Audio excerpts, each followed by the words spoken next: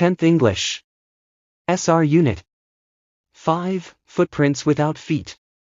Can a man become invisible? This is the story of a scientist who discovers how to make himself invisible. Does he use, or misuse, his discovery? Read and find out. How did the invisible man first become visible? Why was he wandering the streets? The two boys started in surprise at the fresh muddy imprints of a pair of bare feet. What was a barefooted man doing on the steps of a house, in the middle of London?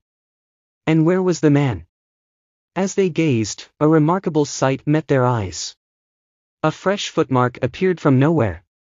Further footprints followed, one after another, descending the steps and progressing down the street. The boys followed, fascinated, until the muddy impressions became fainter and fainter, and at last disappeared altogether. The explanation of the mystery was really simple enough. The bewildered boys had been following a scientist who had just discovered how to make the human body transparent. Griffin, the scientist, had carried out experiment after experiment to prove that the human body could become invisible. Finally, he swallowed certain rare drugs and his body became as transparent as a sheet of glass, though it also remained as solid as glass. Brilliant scientist though he was, Griffin was rather a lawless person. His landlord disliked him and tried to eject him. In revenge, Griffin set fire to the house. To get away without being seen, he had to remove his clothes. Thus it was that he became a homeless wanderer, without clothes, without money, and quite invisible until he happened to step in some mud, and left footprints as he walked. He escaped easily enough from the boys who followed his footprints in London. But his adventures were by no means over. He had chosen a bad time of the year to wander about London without clothes. It was midwinter. The air was bitterly cold and he could not do without clothes. Instead of walking about the streets, he decided to slip into a big London store for warmth. Closing time arrived, and as soon as the doors were shut, Griffin was able to give himself the pleasure of clothing and feeding himself without regard to expense. He broke open boxes and wrappers and fitted himself out with warm clothes. Soon, with shoes, an overcoat and a wide-brimmed hat, he became a fully dressed and visible person. In the kitchen of the restaurant he found cold meat and coffee, and he followed up the meal with sweets and wine taken from the grocery store. Finally he settled down to sleep on a pile of quilts. If only Griffin had managed to wake up in good time, all might have been well. As it was, he did not wake up until the assistants were already arriving next morning. When he saw a couple of them approaching, he panicked and began to run. They naturally gave chase. In the end he was able to escape only by quickly taking off his newly found clothes. So once more he found himself invisible but naked in the chill January air. This time he decided to try the stock of a theatrical company in the hope of finding not only clothes but also something that would hide the empty space above his shoulders. Shivering with cold, he hurried to Drury Lane, the center of the theater world. He soon found a suitable shop. He made his way, invisible, upstairs and came out a little later wearing bandages round his forehead, dark glasses, false nose, big bushy side whiskers, and a large hat. To escape without being seen, he callously attacked the shopkeeper from behind, after which he robbed him of all the money he could find. Read and find out. Why does Mrs. Hall find the scientist eccentric? What curious episode occurs in the study? What other extraordinary things happen at the inn? Eager to get away from crowded London, he took a train to the village of Iping, where he booked 2 rooms at the local inn. The arrival of a stranger at an inn in winter was in any case an unusual event. A stranger of such uncommon appearance set all tongues wagging. Mrs. Hall, the landlord's wife, made every effort to be friendly. But Griffin had no desire to talk and told her, "My reason for coming to Iping is a desire for solitude. I do not wish to be disturbed in my work. Besides, an accident has affected my face." Satisfied that her guest was an eccentric scientist, and in view of the fact that he had paid her in advance, Mrs. Hall was prepared to excuse his strange habits and irritable temper.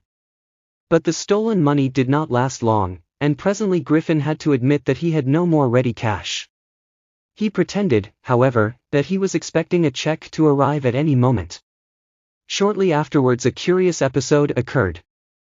Very early in the morning a clergyman and his wife were awakened by noises in the study. Creeping downstairs, they heard the chink of money being taken from the clergyman's desk. Without making any noise and with a poker grasped firmly in his hand, the clergyman flung open the door. "Surrender." Then to his amazement he realized that the room appeared to be empty. He and his wife looked under the desk, and behind the curtains, and even up the chimney. There wasn't a sign of anybody. Yet the desk had been opened and the housekeeping money was missing. "Extraordinary affair," the clergyman kept saying for the rest of the day. But it was not as extraordinary as the behavior of Mrs. Hall's furniture a little later that morning. The landlord and his wife were up very early, and were surprised to see the scientist's door wide open. Usually it was shut and locked, and he was furious if anyone entered his room. The opportunity seemed too good to be missed. They peeped round the door, saw nobody, and decided to investigate.